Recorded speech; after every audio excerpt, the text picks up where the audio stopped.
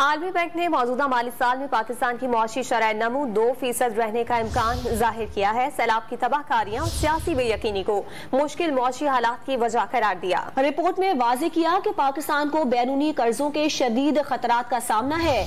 1970 کے بعد پہلی بار مہنگائی کی شرح 24.5% تک جا پہنچی۔